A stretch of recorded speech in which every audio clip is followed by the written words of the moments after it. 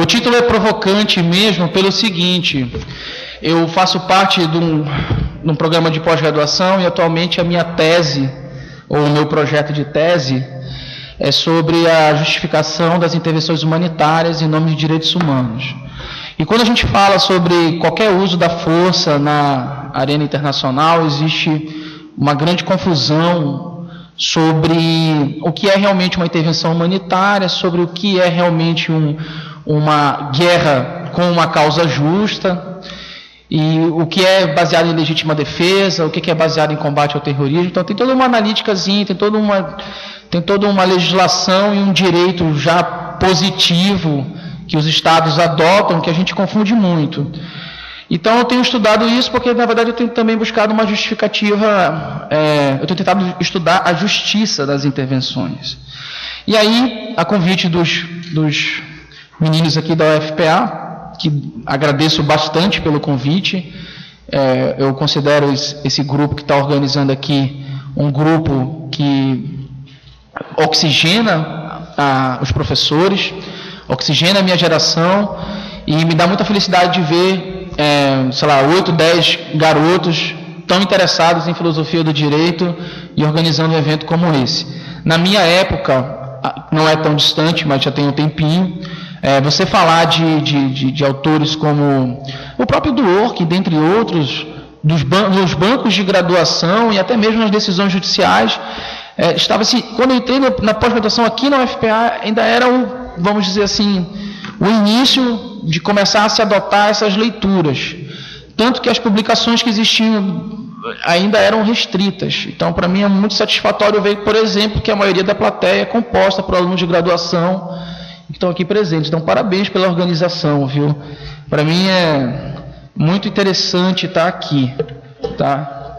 Bom, eu escolhi falar do texto do Dworkin, porque ele é o último espinho do hedgehog. Hedgehog é o ouriço, a tradução para hedgehog é ouriço, pouco espinho. Aquele bichinho fofinho que a gente vê, que é cheio de espetos, né? Então, o Dworkin, ele conseguiu deixar uma última obra, chamada Justiça para Ouriços, onde ele traça, vamos dizer assim, a unidade de toda a teoria dele, só que já num plano ético. O André teve a oportunidade de falar um pouco hoje pela manhã. E um pouco antes de falecer, ainda este ano, ele escreveu um pequeno texto sobre a fundamentação de uma nova filosofia para o direito internacional. Então, o texto, inclusive, se chama A New Philosophy for International Law, ou Uma Nova Filosofia para o Direito Internacional. E aí eu quis dar esse nome de último espinho do ouriço, né? Porque nesse artigo também o Dworkin é provocativo, o Dworkin faz propostas bem claras, o Dworkin ataca aquele que ele considera o grande adversário da filosofia dele, da filosofia do direito dele, que é o positivismo, só que ele fez isso entrando num espaço que não é o espaço, vamos dizer assim, habitual do próprio Dworkin, também não é o espaço habitual da própria filosofia analítica do direito. Então, vamos dizer assim, os filósofos analíticos do direito, a arena anglofônica de filosofia do direito, não se dedica muito a desenvolver uma teoria do direito internacional, pelo menos não, vamos dizer assim, não é o mainstream, não é as principais obras de filosofia do direito nos Estados Unidos, não são sobre filosofia do direito internacional, ou não são filosofias que tentam fundamentar o direito internacional, já ligando ele com uma espécie de direito estatal. Geralmente não se faz isso. Geralmente se desenvolve ou se desenvolveram teorias que são self-contained, são teorias desenvolvidas no interior mesmo, do âmbito doméstico dos estados, e aí ao final eles começam a desenvolver, vamos dizer assim, uma teoria, eles transportam a metodologia elaborada no âmbito doméstico para uma tentativa de tentar estabelecer a fundamentação do direito internacional.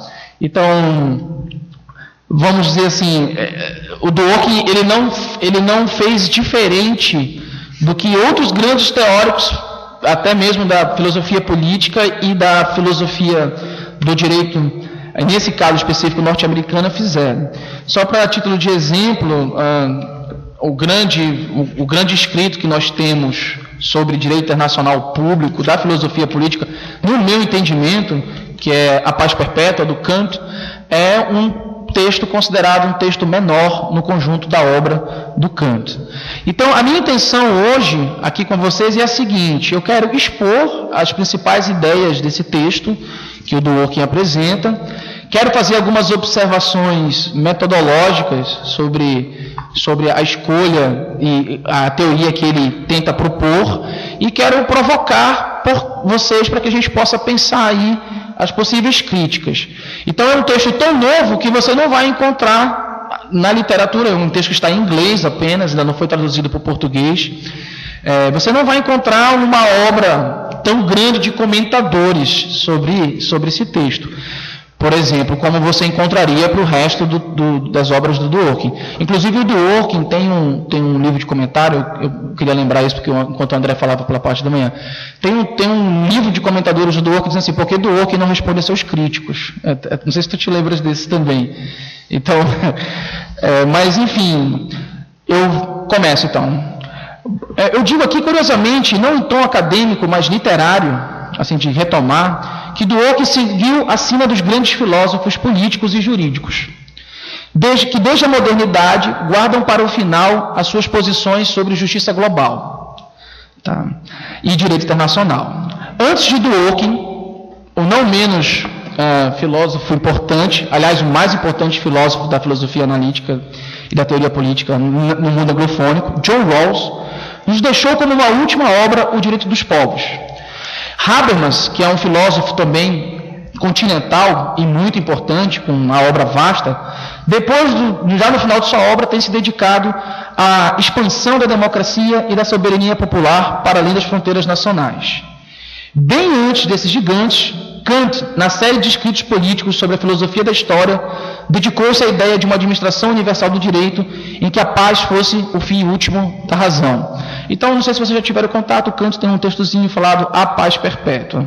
Falar de paz, direito internacional e justiça no âmbito global parece ser, para a maioria dos meus interlocutores hoje, para vocês, uma quimera, um monstro utópico. Em tempo de hermenêutica da suspeita, desconstrutivismo, pós-colonialismo, esses temas como paz, justiça, soam sempre como um discurso imperialista e liberal, renovado sobre a máscara da moralização da política internacional, suspeita esta levantada por Carl Schmitt, para quem os direitos humanos não representavam nada mais do que os direitos dos vencedores no pós-guerra. Bom, não preciso dizer para ninguém que nas duas últimas semanas, a possibilidade de intervenção militar na Síria tem sido um dos temas que tem pautado os telejornais. Então, o que Dworkin teria a nos dizer sobre isso? O que ele disse nesse pequenino texto, mas não menos interessante, sobre o direito internacional? Dworkin propôs, sim, gente, uma nova teoria para o direito internacional.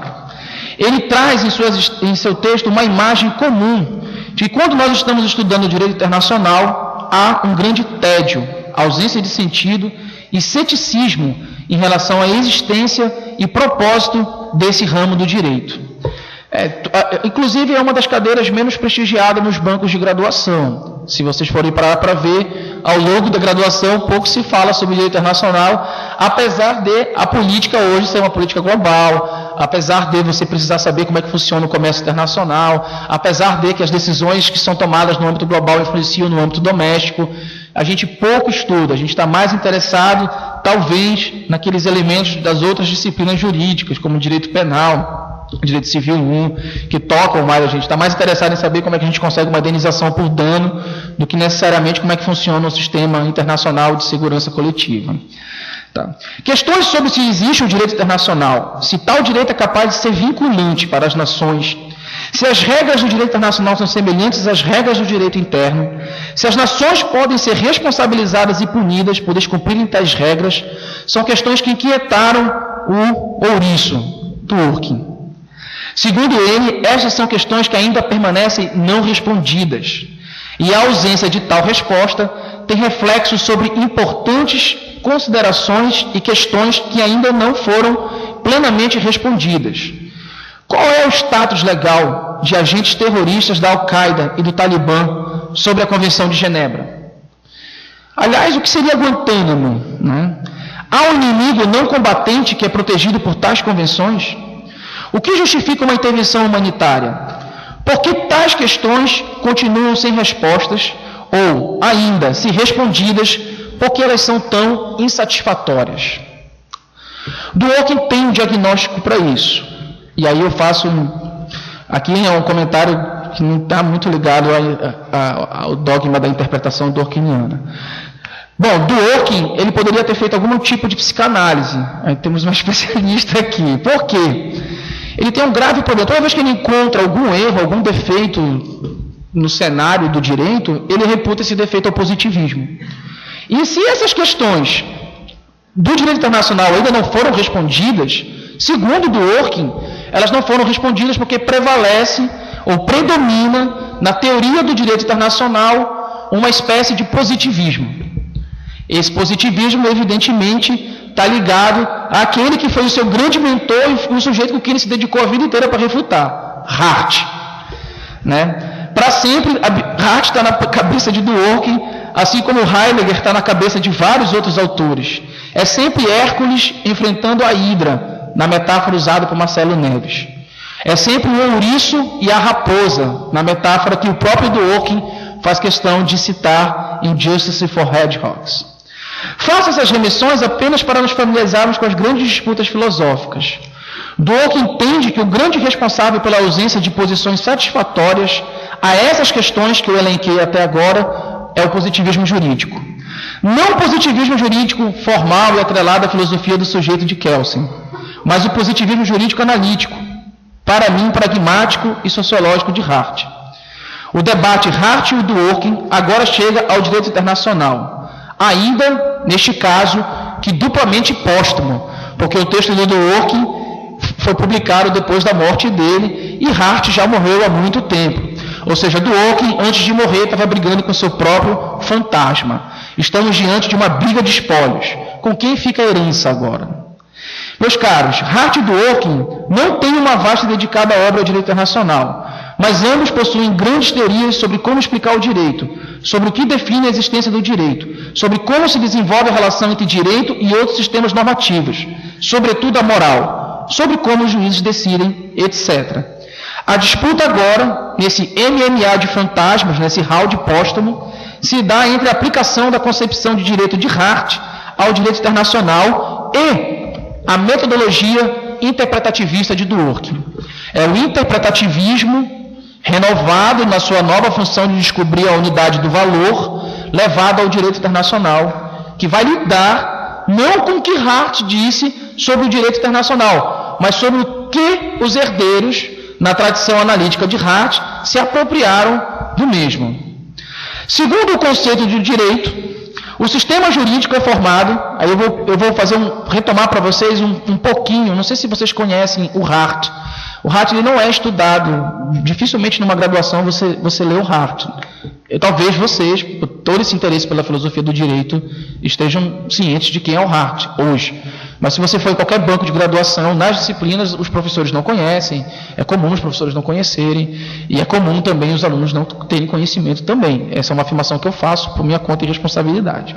Bom, segundo Hart, em O Conceito do Direito, o sistema jurídico é formado pela união de normas primárias e secundárias.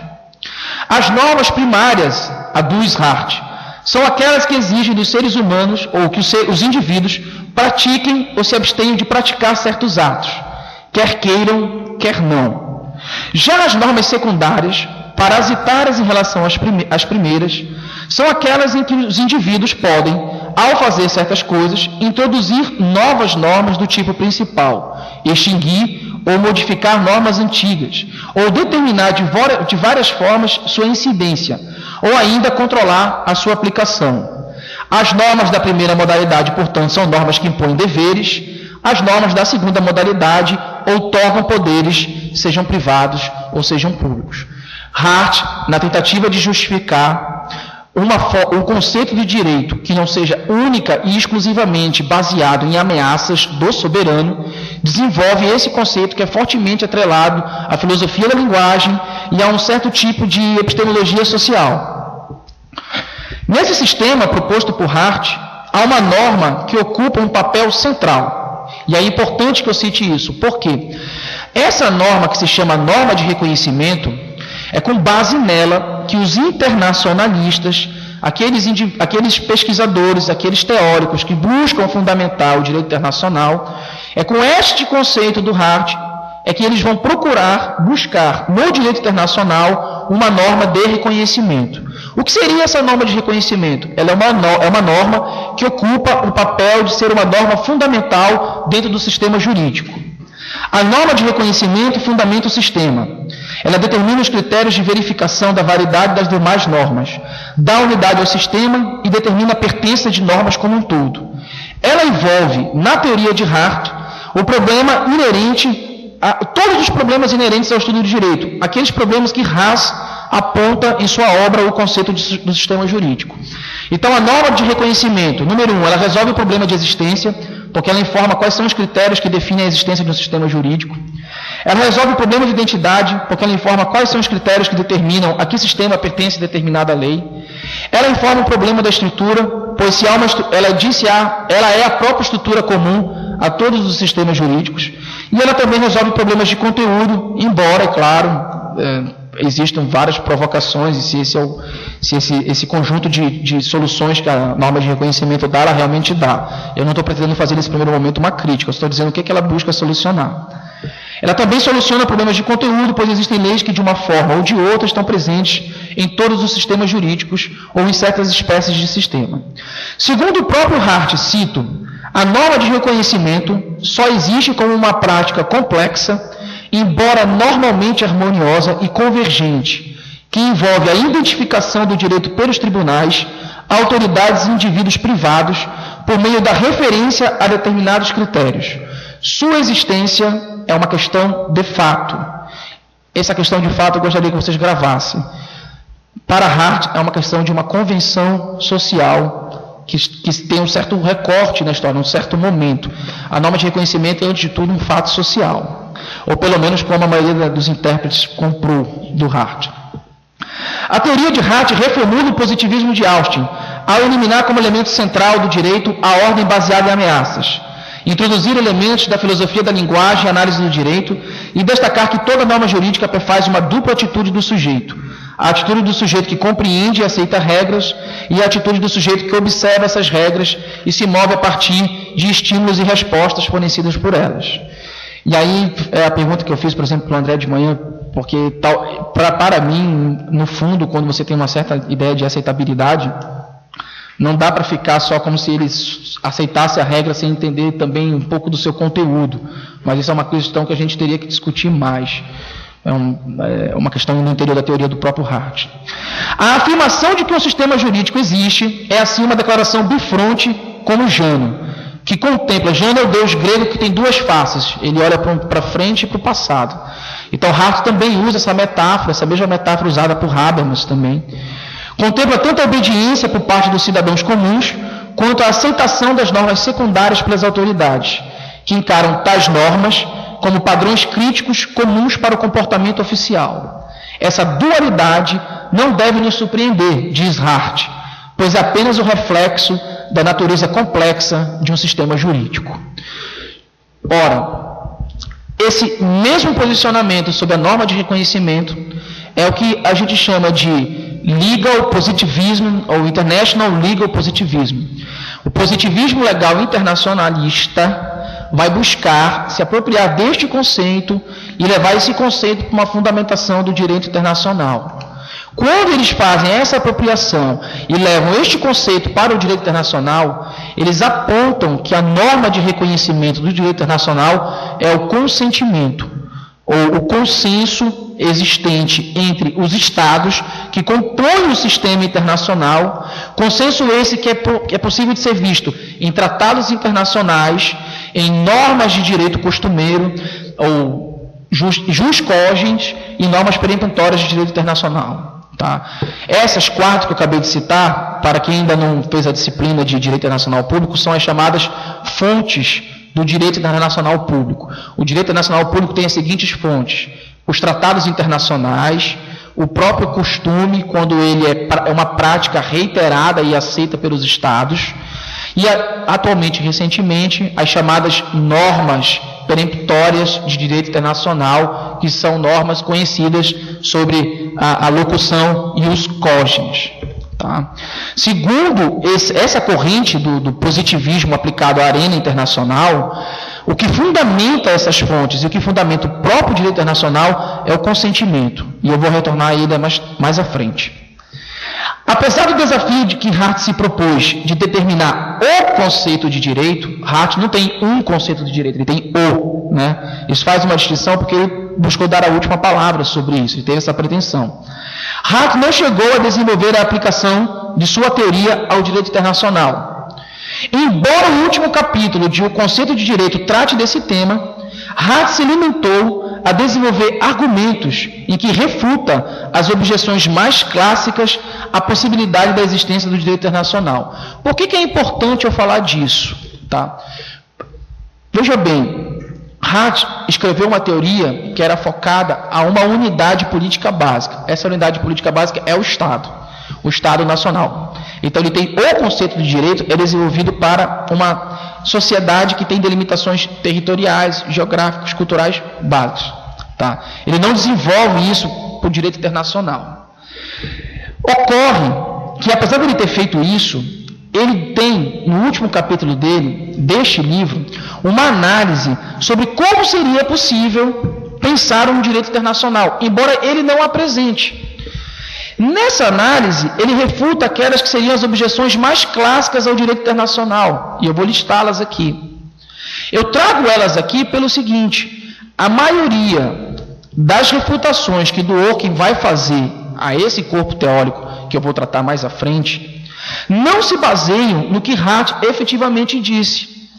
Elas se baseiam sobre uma certa apropriação que um grupo de teóricos fez da teoria do Hart. E o inimigo do Dworkin, apesar de indiretamente ser o positivismo jurídico, não é necessariamente diretamente a própria obra do Hart. Tá? Isso é importante pelo seguinte: a via que foi desenvolvida por esses herdeiros da teoria do Hart, ela pode muito bem refutar as posições do Dworkin, talvez reformulando por meio das críticas que ele oferece, ou retornando à própria obra do Hart. Mas vamos voltar um pouquinho.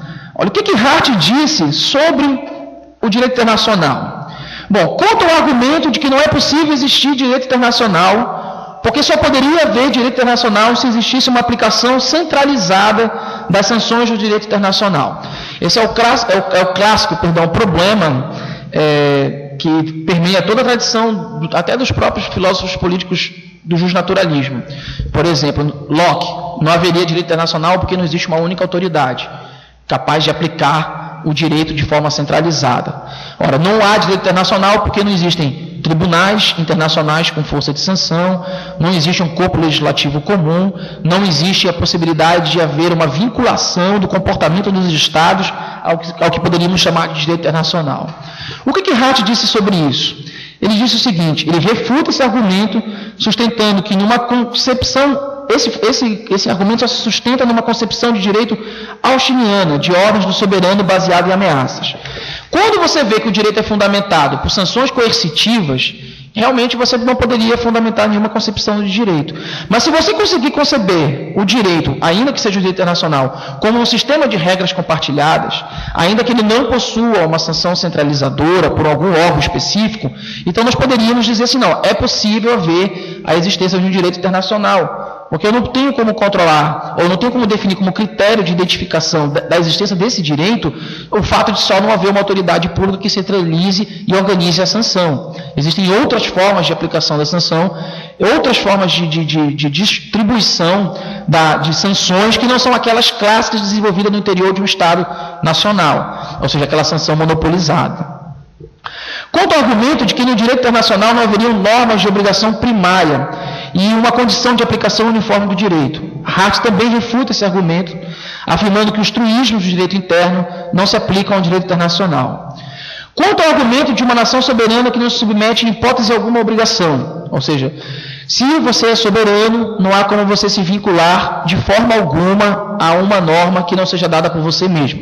Então, soberania clássica, que a gente estuda lá em Teoria Geral do Estado, com voluntarismo no direito internacional público, a ideia de que o Estado soberano, na arena internacional, se afirma de maneira independente e não encontra nenhuma limitação de seu poder por seus pares, essa ideia fundamenta a perspectiva de que nenhum Estado pode se submeter a um direito, a não ser que ele mesmo o queira. Ou seja, soberania clássica anda ligada a voluntarismo, como foi estabelecido lá em 1648 em Westfália. Bom, esse argumento também Hart refuta, sustentando que os Estados não têm uma autonomia limitada. E por último, quanto ao argumento voluntarista, Hart foi enfático ao defender que ele não é um argumento sólido. Tais teorias, que geralmente são teorias contratualistas, não explicam como se pode saber que os Estados só podem ser limitados por obrigações impostas por eles mesmos, ou por que razão dever-se-ia aceitar essa teoria sem análise prévia do direito internacional. Ele chama, inclusive, de maneira enfática, de incoerente o argumento de que os Estados só podem ser submetidos a normas que eles próprios se impuseram.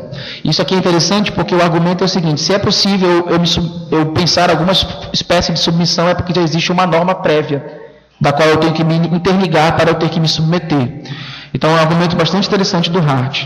Não poderia citar aqui todas as passagens interessantes desse capítulo de conceito do direito, mas eu posso defender sem erros que Hart foi bastante criterioso em afirmar que a doutrina do consenso, como fundamento do direito internacional, consenso este, sobretudo, baseado no voluntarismo dos Estados, não seria compatível com o positivismo que ele propôs.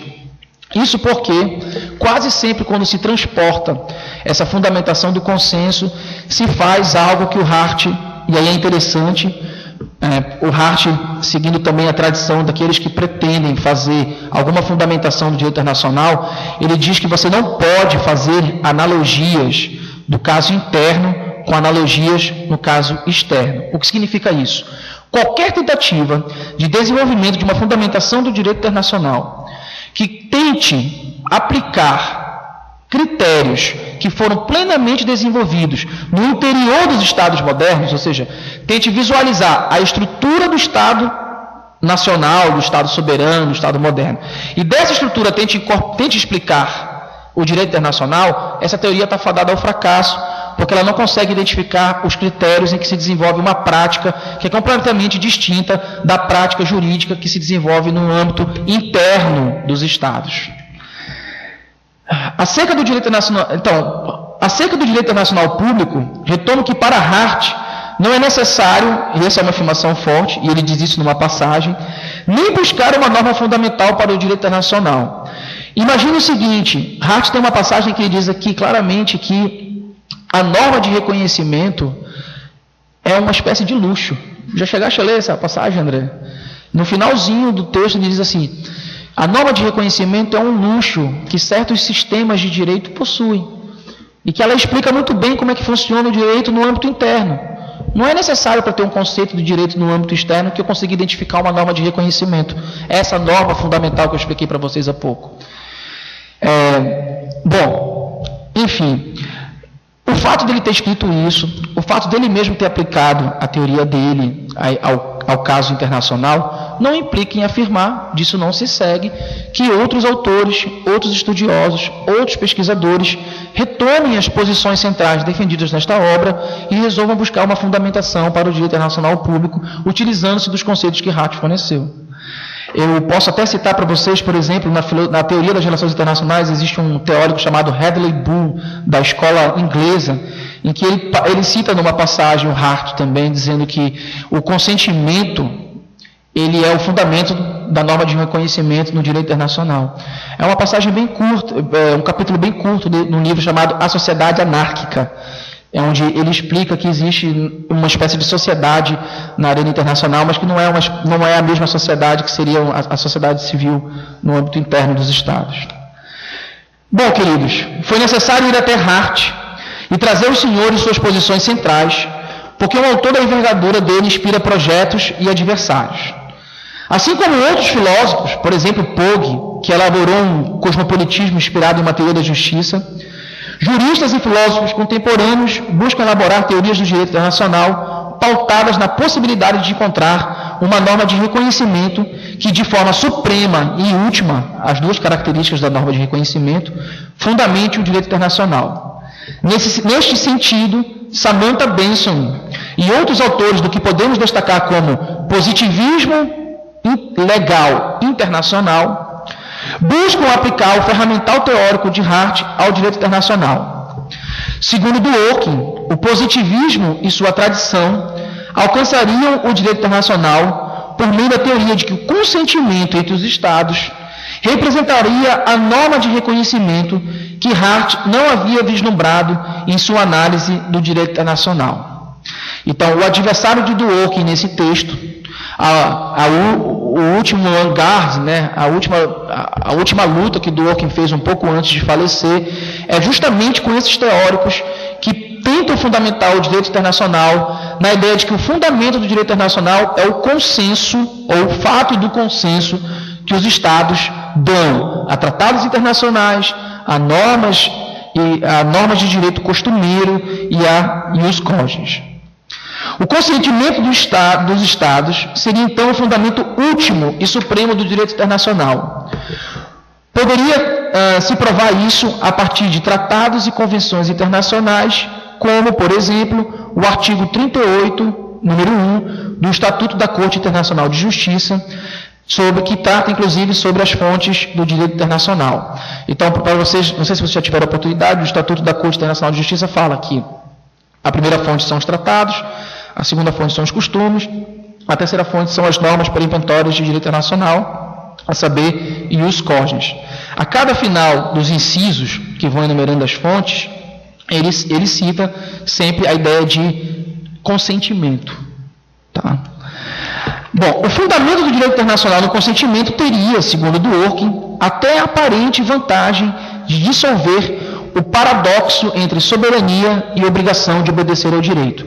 Claro, se eu dou meu consentimento, então eu estou vinculado a uma norma pública de direito internacional porque eu consenti. Então, os Estados soberanos, eles poderiam obedecer ao direito internacional porque a obediência deles é pautada no consentimento que foi dado por eles. Este consentimento é baseado na sua própria vontade. Então, segundo Dworkin, né, o que haveria? A ideia de consentimento dissolveria a problemática da soberania clássica, que não encontra restrições, inclusive com a vontade de tentar introduzir uma ideia de legitimidade, porque a norma pela qual eu dei o meu consentimento é uma norma legítima, justamente porque eu consenti com ela. É claro que esse consenso não é existem várias teorias sobre consenso, dentre elas a do Habermas, não é um consenso, necessariamente consenso racional, plenamente informado de maneira discursiva. É mesmo um aceite, né, uma submissão por um aceite. Aqui nós podemos tratar mais do texto do Dworkin. Ainda que Hart não tenha apoiado essa visão do direito internacional, as críticas de Dworkin de que esta é uma visão positivista ainda podem alcançar Hart. Isso porque os herdeiros do legado de Hart querem fundamentar o direito internacional do mesmo modo analítico de Hart. Eles também querem definir o direito internacional público segundo conceitos criteriais que tentam identificar um fato social e histórico como fonte do direito internacional público. E aí eu retomo a distinção que o André trouxe no finalzinho da palestra dele sobre a fundamentação do direito. Para Dworkin, os positivistas, eles tentam identificar o direito segundo uma concepção criterial. O que significa uma concepção criterial? Eles tentam encontrar aquilo que tem de comum na identificação de um certo conceito apontado pela linguagem. Então, por exemplo, um triângulo seria um conceito criterial. Por quê? Porque para nós o triângulo sempre vai ter 3 lados. Dificilmente nós teríamos uma divergência sobre o que é um triângulo. Tá? Para Dworkin, o direito, e agora o direito internacional, tem uma série de conceitos que não são possíveis de serem compreendidos pelos participantes da prática jurídica unicamente recorrendo a critérios de identificação convergentes. Isso porque muitos conceitos do direito internacional são conceitos também conceitos interpretativos. E a principal consequência disso é que esses conceitos interpretativos demandam uma certa concepção de moralidade política. Ou seja, as proposições de moralidade também fundamentariam o direito internacional. Assim como no caso doméstico, o que é o direito para Dworkin depende de como ele deveria ser, no caso global, também o que é o direito internacional dependeria do que o direito internacional deveria ser. Nesse caso, Dworkin realmente, quanto ao método, ele aplica uma analogia. Mas quanto ao conteúdo das práticas, aí ele vai ser bem diferente, vai ser bem distinto, e eu vou dizer mais à frente por quê. Para defender uma visão contrária, Dworkin irá então demonstrar que a teoria dele, que se baseia no consenso, não consegue responder uma série de problemas do direito internacional. Ele vai demonstrar que os problemas do direito internacional só se resolverão se percebermos que as questões que nos são postas pelo direito internacional são interpretativas e que o conceito de direito internacional também o é.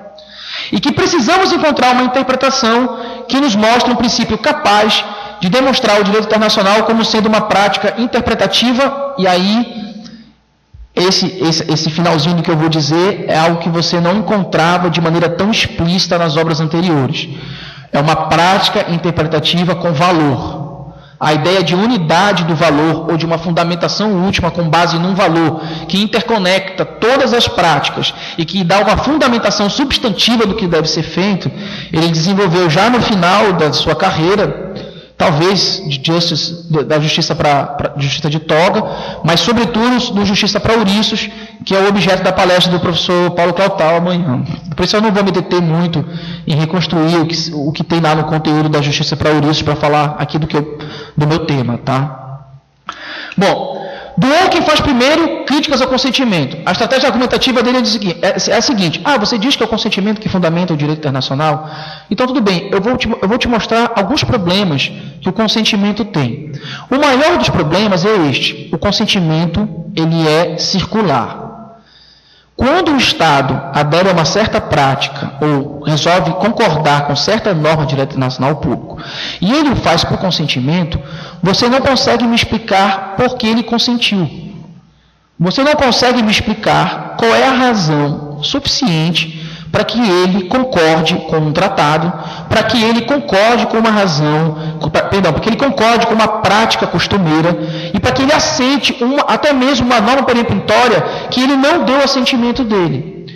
Então, o consentimento ele seria circular, porque eu precisaria recorrer a uma espécie de princípio ou de uma justificação para eu poder aceitar a minha vinculação a uma norma de direito internacional. Então, esse é um dos maiores problemas. Mas temos outros também. Dworkin faz uma crítica sobre o potencial explicativo do conceito de consentimento. O que ele pretende resolver é que o paradoxo entre soberania e vinculação da obrigação ele não consegue. Ele só reforça a ideia de soberania clássica, pois está pautada no voluntarismo. Quando você analisa a ideia de que a vontade dos Estados de submeter a um determinado tratado, a uma prática costumeira ou uma norma de direito peremptória e os códigos, é baseada no voluntarismo, você só reforça a ideia de que o Estado, enquanto estrutura, máquina política e máquina administrativa, ele só submete a regras se ele assim o bem entender. Isso é problemático porque reforçaria a ideia de que só existe limitação ao Estado quando o próprio Estado se dá essa limitação. E aí, o argumento do Dworkin principal é o seguinte: nem no âmbito interno os Estados são ilimitados, porque eles estão submetidos à ideia de que o poder coercitivo deve ser legítimo. Essa legitimidade é encontrada através da ideia de dignidade, que é um conceito que Dworkin desenvolve melhor no Justice for Hedgehogs, e aí ele distribui essa ideia de dignidade numa ideia de associação e obrigação política, de que o poder coercitivo se justifique perante seus cidadãos, tanto do ponto de vista procedimental, mas este ponto de vista procedimental não sendo uma condição nem necessária nem suficiente, quanto do ponto de vista substantivo. E qual é esse ponto de vista substantivo? Um Estado só seria legítimo, tanto no âmbito interno, e aí eu vou repetir mais à frente no âmbito externo, se ele conseguisse realizar o igual respeito e a igual consideração, que é a espécie do imperativo muito entre aspas isso, categórico que Dworkin desenvolve no final de sua obra para fundamentar o direito tanto no âmbito doméstico e agora, como eu estou explicando para vocês, no âmbito global. Bom, as críticas de Dworkin à teoria do consentimento são as mesmas que ele já fez a posições originalistas e positivistas sobre a interpretação adequada de um texto constitucional.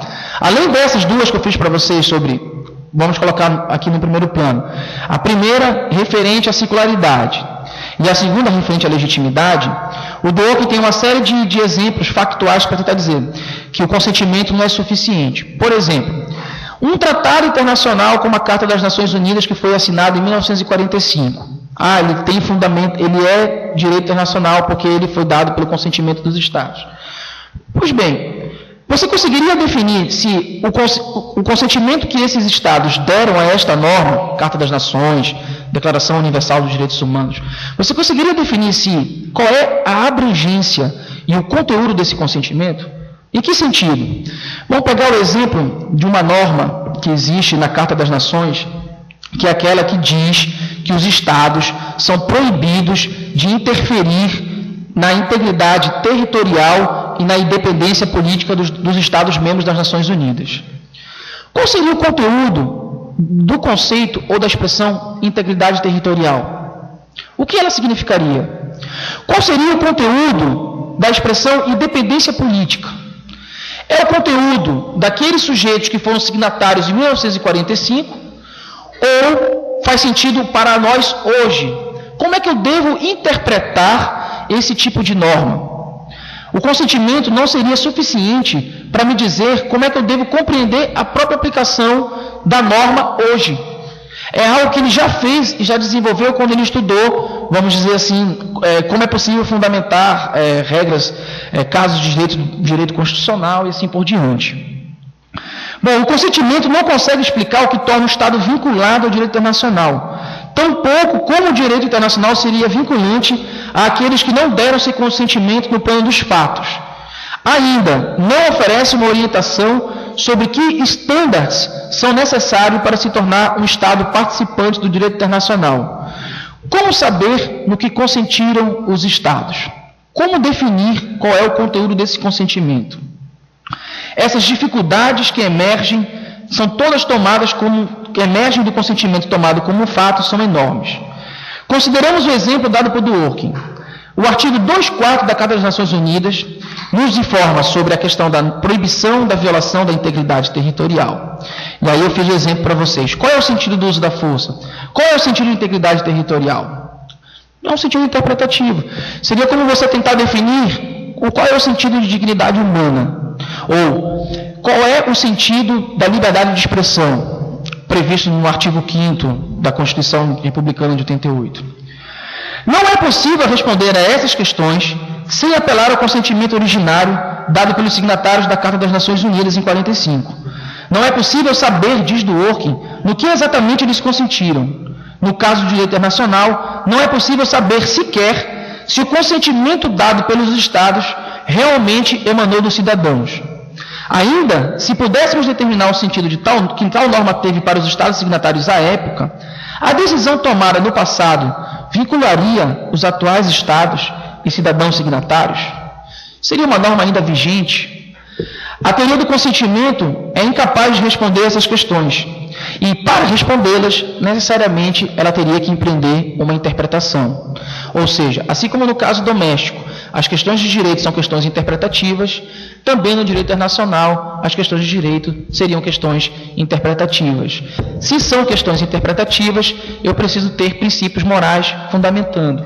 Se são princípios morais, eu preciso investigar qual é a prática da moralidade pública no direito internacional, da qual eu posso construir uma espécie de princípio que fundamente essa prática e ela justifique, explique e dê sentido ao sistema de Estados, aos Estados participantes, de que realmente existe o direito. Então, o consentimento, por todas essas razões, não conseguiria ser suficiente para fundamentar o direito internacional público. Então, qual seria a saída? A saída, num primeiro plano, seria fugir de uma concepção de direito baseada em critérios. Ou seja, seria fugir ao positivismo e assumir que todo conceito de direito internacional é realmente um conceito interpretativo. Se eu faço isso, eu posso agora tentar buscar um princípio. E o Dworkin tenta encontrar esse princípio. O primeiro princípio que ele encontra, que ele apresenta de maneira construtiva, só um minutinho, deixa eu tomar uma água que está calor pra caramba. Vocês não vão dormir aí na plateia. Vocês não vão dormir porque o melhor da conversa é no final, pô. Pode invadir a Síria ou não, pô, entendeu? A gente pode jogar bomba lá. Esse aqui é eu comecei a estudar esse negócio porque eu tinha um fascínio por essas coisas, entendeu? Queria ver o negócio pegando fogo e tal, quando eu era adolescente. Eu quase beirei o fascismo, é sério, eu falo isso pra vocês, pô. O problema é que eu fui estudar filosofia, aí eu fiquei chato com a precisão do que os autores colocam. Entendeu? E como eu não fui abençoado por uma memória, assim, impregnada de ômega 3, eu tenho que ler o texto. Por isso, não durma aí que a gente vai checar no final. Eu vou falar se é para invadir a Síria ou não. Não se preocupem com isso. Bom, o Dworkin, aí eu vou fazer uma afirmação forte, mas é provocativa. Eu não sou um especialista em Dworkin. Ele tem assim um fascínio justnaturalista, mas ele não consegue explicar o justnaturalismo dele, porque desde a modernidade o pluralismo de valores arrebentou com concepções metafísicas que justificam o direito. Então, se você quer justificar o direito em alguma ordem transcendental, em alguma ordem de valores existente fora do humano, na ideia de Deus, você tem um problema grave.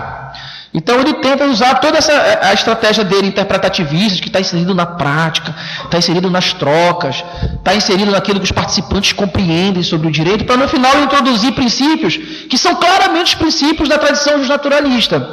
E eu vou dizer agora para vocês que no direito internacional ele faz isso. Se eu concebo o direito internacional como uma prática interpretativa, tá?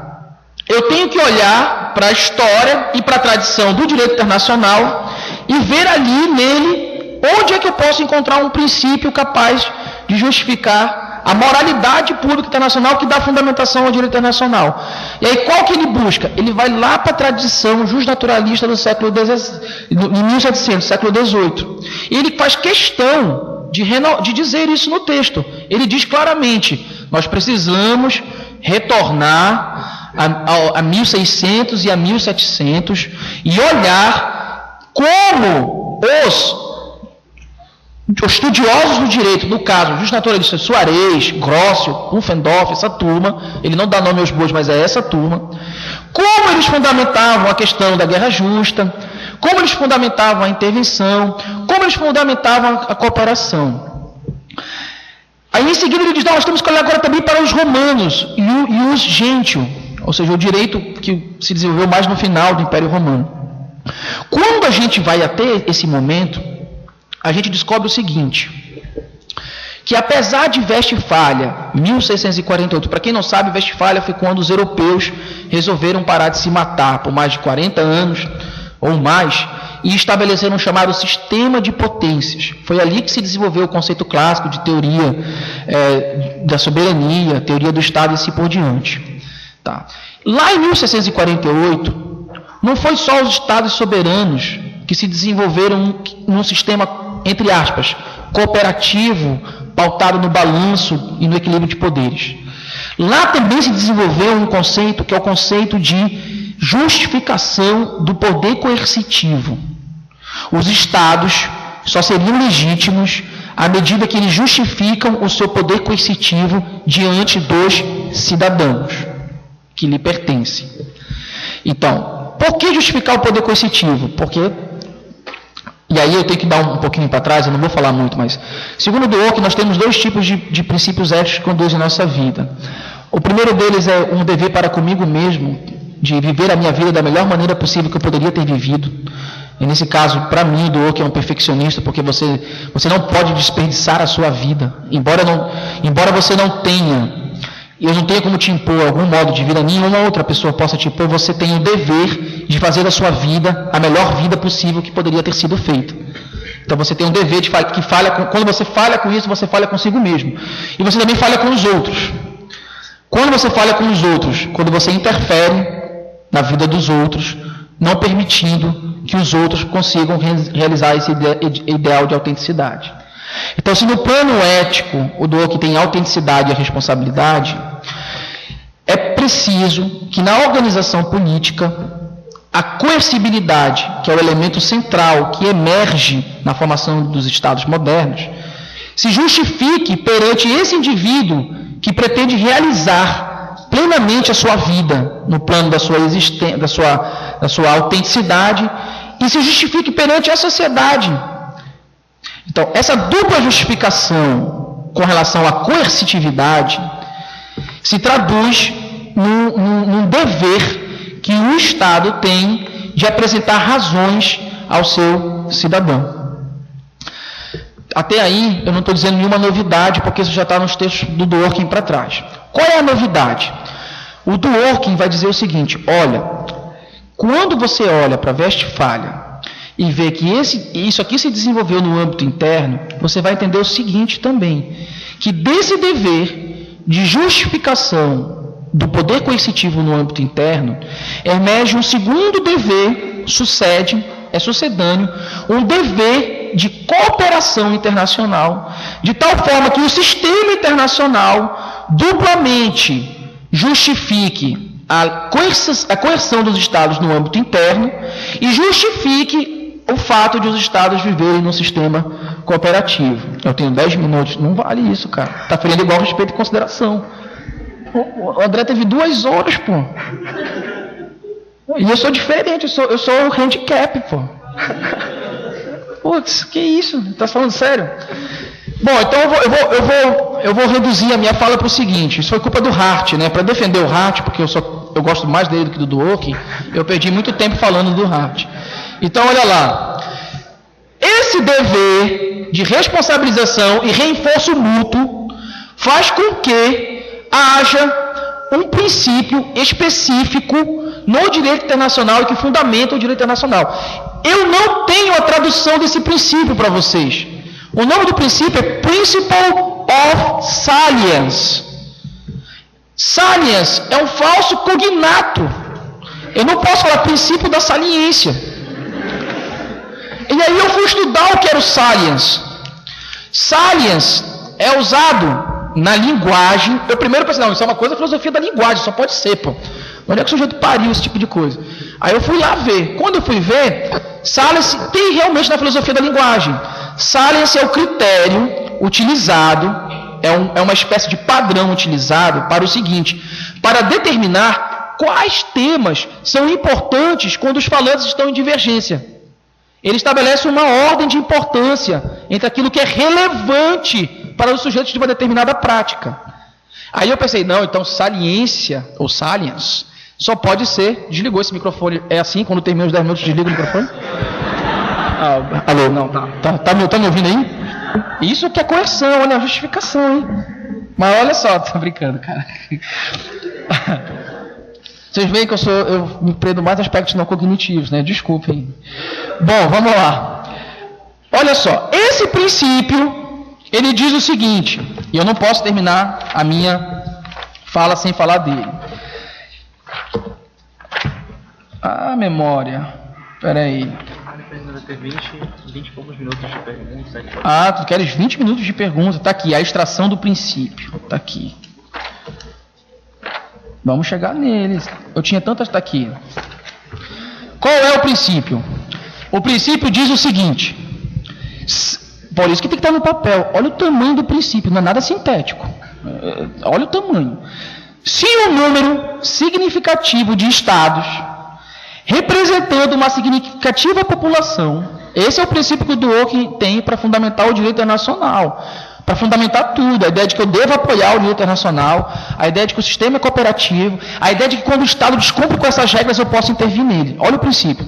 Se um número significativo de estados, representando uma significativa população, desenvolver um conjunto de práticas compartilhadas, seja por tratados ou por outra forma de coordenação, então os outros estados têm o dever, pelo menos prima facie, de subscrever aquela prática também, com a importante ressalva de que esse dever de aderir a essa prática sustenta-se apenas e tão somente, é o proviso que ele apresenta, se a prática geral compartilhada contribuiu para apoiar a legitimidade do Estado, que passa a integrar o sistema e o sistema como um todo.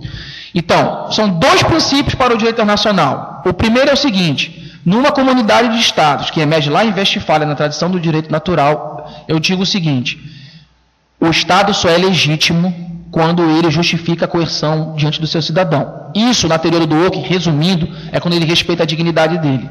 Respeitar a dignidade é respeitar igual consideração, igual respeito. Tá? Eu estou abreviando, não estou trazendo todos os argumentos para vocês. Porém, daqui emerge um dever que a prática cooperativa estabelecida do sistema de Estados, esse sistema também tem que reforçar essa limitação do poder coercitivo e, ao mesmo tempo, manter o sistema. Aí nós temos, vamos dizer assim, um primeiro princípio que funciona para aqueles estados que compõem o sistema. E aqueles outros que não compõem o sistema, o que eu faço com eles? Aí eu dou aqui, nós temos o princípio, Principle of Salience, ou princípio da relevância. Se eu tenho uma determinada comunidade, essa comunidade legitima o poder coercitivo no âmbito interno, legitima o poder coercitivo no âmbito dos estados, então quem não pertence, aí que eu quero que o pessoal pense aí o que é o liberalismo levado às últimas instâncias, né? O liberalismo do Ockham levado às últimas instâncias. Se esse Estado não pertence a essa comunidade, ele tem pelo menos um dever, prima facie. Prima facie é uma expressão que é um dever que é válido enquanto eu não provar o contrário. É uma expressão típica, foi inventada por Alfred Ross, se eu não me engano, na filosofia ética. Tá? Então é um dever que eu tenho de respeitar pelo menos essa estrutura e de aderir a ela.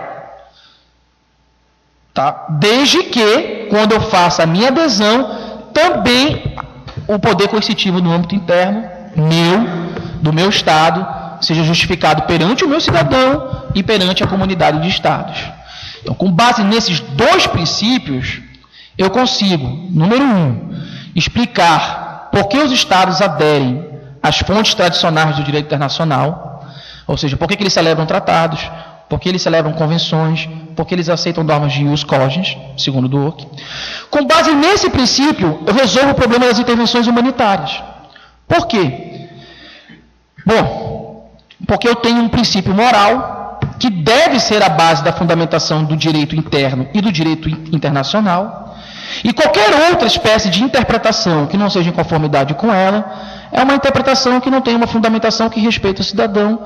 Logo, eu posso agir para proteger a dignidade dos sujeitos. Tá? Então, as intervenções humanitárias, quando fossem para, do Ockham é bem delicado com isso, para proteger cidadãos contra crimes massivos, genocídio, crimes contra a humanidade, veja bem, não são os direitos civis, não são os direitos de participação, não são direitos sociais, são crimes contra a humanidade. Esse Estado é um Estado que não se justifica nem perante os seus cidadãos, porque ele não fornece uma justificação do poder coercitivo, porque ele viola aquilo que seria o espaço de proteção necessário para a legitimidade. Esse Estado é um perigo para o sistema internacional, porque o sistema internacional tem que necessariamente proteger o ideal de legitimidade do poder coercitivo.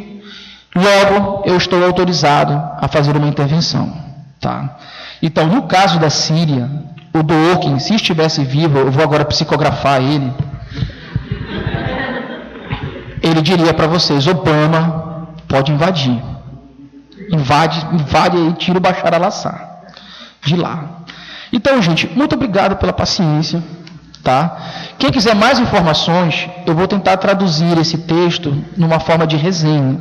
Porque para ter a tradução, eu precisaria necessariamente pedir autorização do Ockham. Como eu não sei quais são os procuradores dele, porque ele não mora no Brasil e tal, eu vou fazer uma resenha e pretendo publicar tão logo em breve. E aí, quem quiser tocar uma bola sobre direito internacional e guerra, pode falar comigo, viu? Eu estou aí para a gente bater uma bolinha, tá bom? Muito obrigado.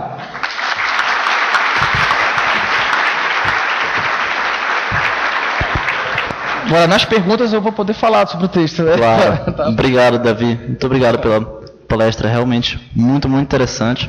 E tenho certeza que vai suscitar muitas perguntas. Isso é um momento importante. Quem quiser se manifestar, a gente tem mais ou menos 25 minutos, 30 minutos para não invadir o tempo da palestra seguinte da professora Ana Cláudia Pinho. Então fiquem à vontade. Só levantar a mão, o João vai levar o microfone.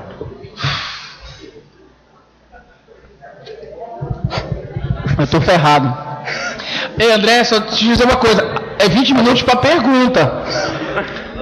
Não sobre as considerações. Tô brincando, mano. Vamos lá. Davi? Para quem não sabe, desculpa, André, eu convivi com o André durante 2 anos no doutorado em filosofia lá na UFSC. E sobreviveu.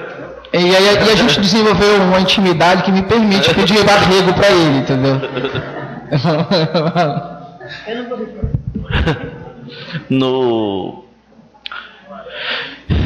Primeiramente, no Levando os Direitos a Sério, depois ele diz a mesma coisa no Império do Direito. O Dworkin diz que... Bom, deixa eu ver por cá. O Dworkin diz que se nós estivéssemos falando de um Estado recentemente criado, que tivesse um número relativamente pequeno de leis, além da sua Constituição, e que praticamente não tivesse decisões jurisprudenciais acumuladas a respeito da interpretação das normas do seu próprio Estado, o número de alternativas que nós teríamos de interpretação para cada norma seria grande demais, e o método de Hércules seria impossível de ser aplicado. Ele diz que o construtivismo que ele está propondo, o construtivismo interpretativo, depende necessariamente de uma tradição suficientemente desenvolvida e acumulada ao longo do tempo, com ideais normativos comuns compartilhados por uma determinada comunidade histórica, para que seja possível a sua aplicação. Então a minha pergunta é, como é que eu transfiro o mesmo raciocínio do direito local para o direito internacional, se o direito internacional parece satisfazer exatamente essas condições que ele disse que tornariam impossível o construtivismo interpretativo no plano local? Essa é a minha pergunta. Alguém quer? Posso responder? Enquanto espera. Davi, agora... Oi, Bárbara. Fora da tradição, né? Se a gente pensa, por exemplo, enfim, eu não sei se você está familiarizado com o Agamben, né? Que sustenta necessariamente toda essa tradição de Westfália. Tu falaste como se todo mundo conhecesse. Aproveita e dá uma informada legal para a galera, porque não é conversa de bate, Westfália... beleza. Tem que esclarecer. Esse é o problema de sair fazer filosofia, né, na UFSC, que tu sai pro boteco e fica falando de Dworkin, como se fosse normal, né? Tá bom. Mas que de alguma maneira mapeia a questão da tradição de Westfália como um estado de exceção, na verdade. Né? Exato. E coloca no limite essa questão da teoria liberal.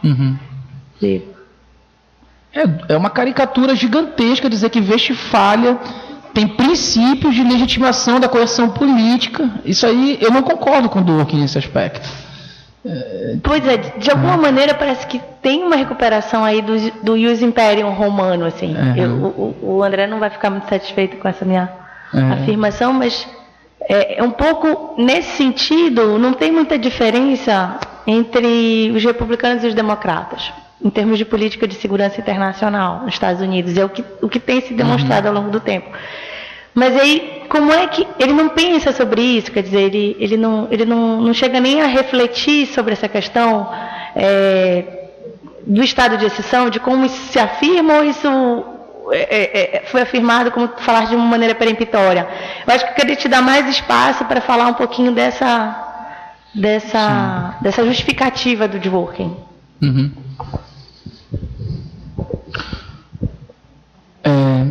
Eu poderia responder o André primeiro? Também pode ser?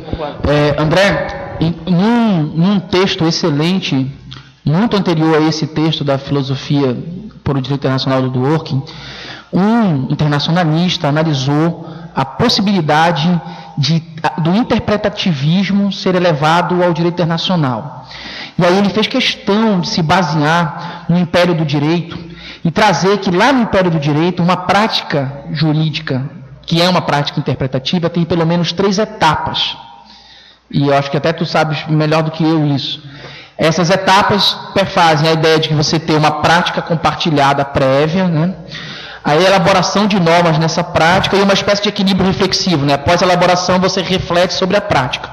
No direito internacional, segundo este autor, não haveria a etapa 2 e a etapa 3. Só haveria, quiçá, né, excepcionalmente a prática 1. Se é que podemos afirmar que existe uma prática compartilhada, uma prática jurídica internacional interpretativa compartilhada. E aí ele também chega à conclusão de que o interpretativismo não dá para ser levado nessa... Todos eles concordam que é a melhor hipótese, mas o tempo, nos fatos, ainda não chegou o momento. E aí uma das fundamentações do Dworkin para dizer isso são as clássicas estratégias liberais. Por exemplo, liberais internacionalistas. Ele vai dizer que com a Carta das Nações Unidas, com 45, e com a Declaração Universal dos Direitos Humanos, começa a se formar uma série de precedentes e de práticas dos Estados se justificando, inclusive, juridicamente. Aí ele vai dizer, até hoje a superpotência, a grande superpotência, quando ela pretende fazer uma intervenção, ela tem que buscar uma justificativa internacional para isso. Ela não consegue fazer usando a sua soberania de maneira ilimitada. Ela precisa ter uma fundamentação na Carta das Nações, ela precisa recorrer a um parecer da Corte Internacional de Justiça, ela precisa ter uma resolução da Assembleia Geral da ONU, ou seja, ela precisa de alguma forma, para a pergunta importante, é legítimo justificar, se ligar ao direito. E aí, se ele acusa o positivista de um raciocínio circular, ele também deveria se acusar de um raciocínio circular. Porque qual é o raciocínio circular? Não, como eu estou perguntando se é jurídico, se eu estou perguntando se é jurídico, necessariamente eu estou aceitando como uma prática jurídica. Logo eu tenho que usar as fontes que estão disponíveis. Essas fontes que estão disponíveis são essas, então está valendo. Entendeu? Então realmente é como se ele acusa o positivista de não sair da circularidade, mas ele se coloca numa circularidade interpretativa também. Tá? Então, mas se eu fosse defender Dworkin, seria possível defendê-lo? Sim, seria. Por quê? Bom, e aí agora eu vou dar o meu posicionamento mesmo. Pós-45, você não fala mais de soberania clássica, você não consegue mais falar de estados que não têm uma certa interdependência e cooperação. Mesmo que essa interdependência e essa cooperação sejam conflituosas, mesmo que essa interdependência e cooperação tenham rasgos, tenham situações limite, tenham situações antijurídicas do ponto de vista do direito internacional. E aí, no caso da intervenção, o interessante do Dworkin é o seguinte: ele não quer, para a legitimidade das intervenções, uma resposta que diga o seguinte: nós não podemos intervir sem autorização do Conselho de Segurança da ONU. Por quê? Porque essa é uma resposta que, geralmente, quando os internacionalistas dão, é uma resposta meramente formalista. Como não há decisão formalista e positivista no mundo dos fatos, como não há decisão no mundo do fato autorizando, eu não posso. A normatividade da carta não permite. Ele não quer isso. Por outro lado, também, ele não quer uma moralização do uso da força. É injurídico, é ilegal, mas por outro lado é moralmente aceito, como foi Kosovo. E aí, para tentar arrumar uma terceira resposta, aí que entra o construtivismo dele. Não, nós vamos olhar para a prática internacional e vamos construir um princípio que seria capaz de justificar. Esse princípio é jurídico e ele é justificatório enquanto valor. Aí eu não sei, não responde muito, talvez, a tua pergunta, porque a gente teria que ter critérios para identificar. Ter critérios é fugir do esquema interpretativo.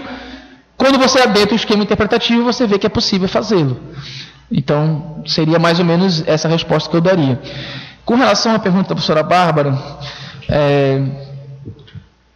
Westfália é o seguinte: é uma série de tratados internacionais que foram celebrados em 1648, que reconhece o sistema de potências ou o sistema de estados europeu. Tá? Então, nesse momento, se celebram a ideia de que os estados têm independência, autodeterminação, que não pode haver violação da soberania, todos os elementos que hoje compõem o nosso entendimento clássico sobre teoria do Estado. Então, Westfália é esse rasgo na história que ocorre em 1648, tá? É este momento.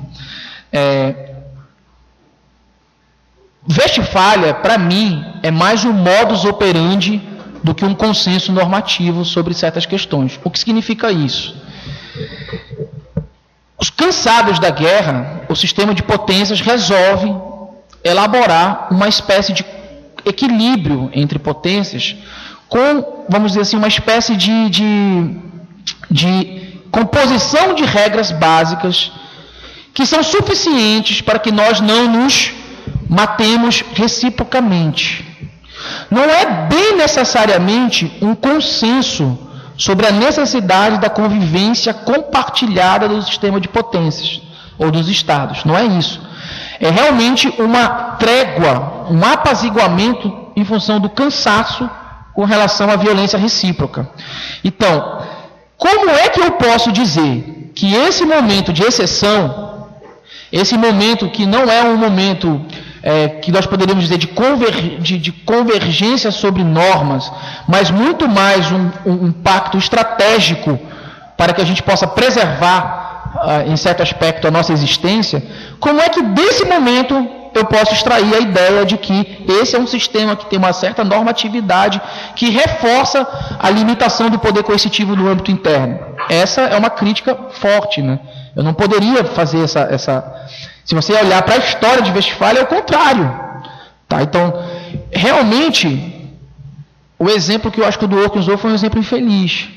Ele poderia ter utilizado, talvez, Carta das Nações, 1945. Seria algo melhor do que ele ter utilizado, por exemplo, Westfália, 1648. Tá? Então... O quê? Mas poderia ter Brian Kellogg, em 1928, que foi o pacto que proscreveu a guerra de agressão. Poderia ter esse, do direito internacional público, poderia ter essa fundamentação também. Tá. Agora, se alguém não tiver uma pergunta, eu gostaria de finalizar com uma coisa que não ficou na minha fala. O Dworkin, ele utiliza o mesmo método que ele utiliza no âmbito interno, ele também transporta para o âmbito externo. No âmbito interno, direitos são pensados no judiciário, né? Na jurisdição. Porque na jurisdição eu tenho argumentos de princípio que são argumentos deontológicos, né? Que são argumentos que não cedem para argumentos de policies.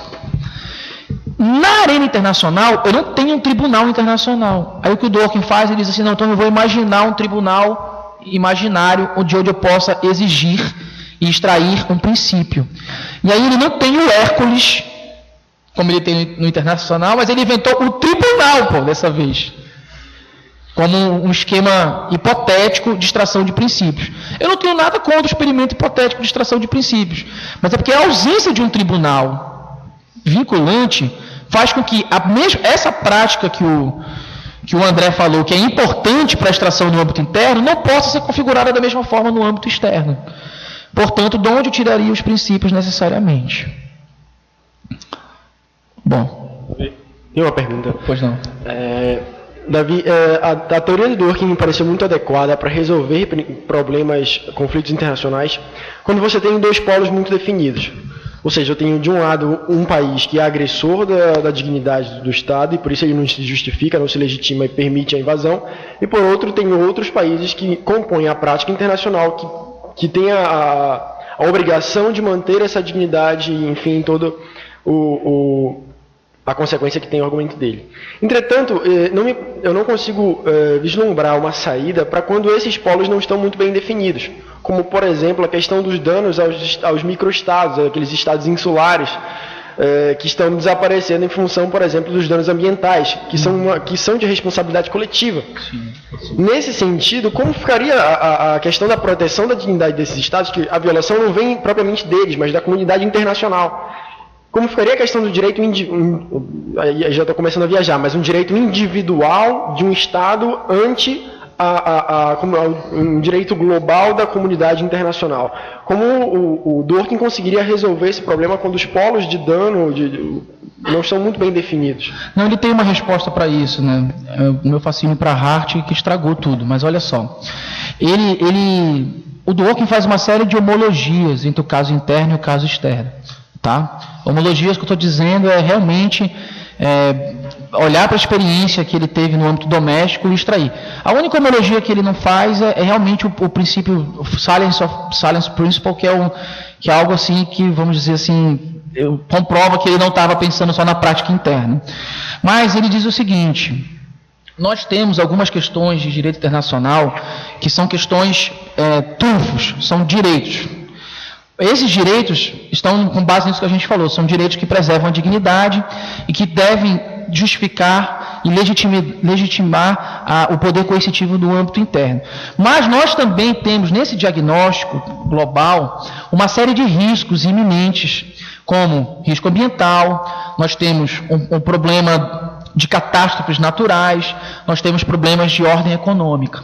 Para resolver a coordenação da ação dos Estados com relação a esses temas, por exemplo, para resolver um problema como Fukushima, um Estado que afunde em função do aquecimento global, e até questões envolvendo a pobreza, realmente um dever de ajudar, né, um dever de financiar, né, um dever de ajudar outros povos, ele tem a ideia, e aí ele é bem construtivista, que é no seguinte sentido: a formação de um sistema majoritário composto por 4 entidades deliberativas que proporiam políticas públicas ou políticas, tá?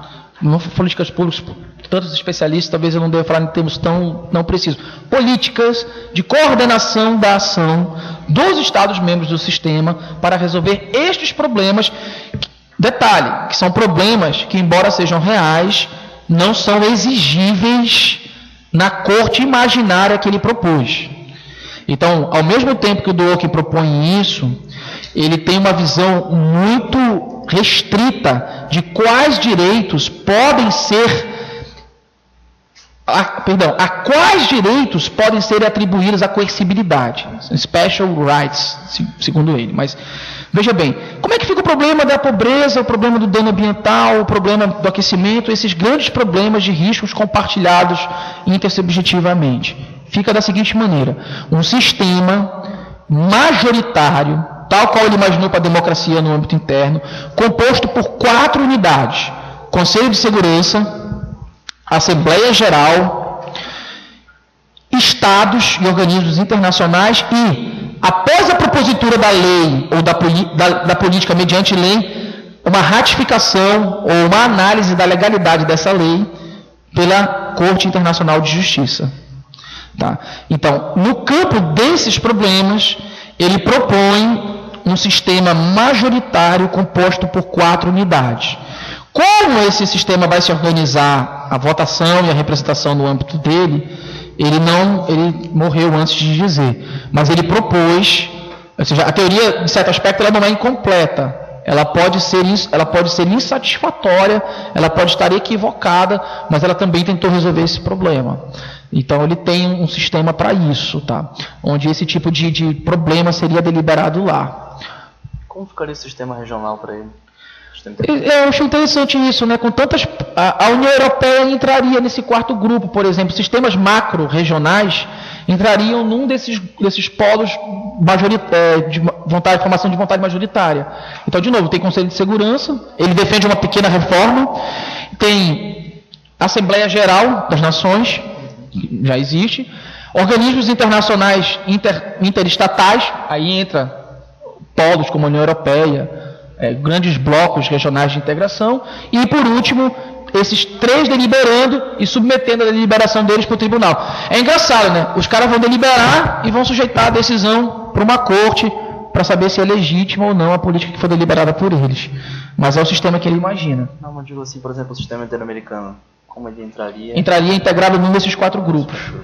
No grupo que eu falei de organismos interestatais. Sim. Tá? Entraria aí.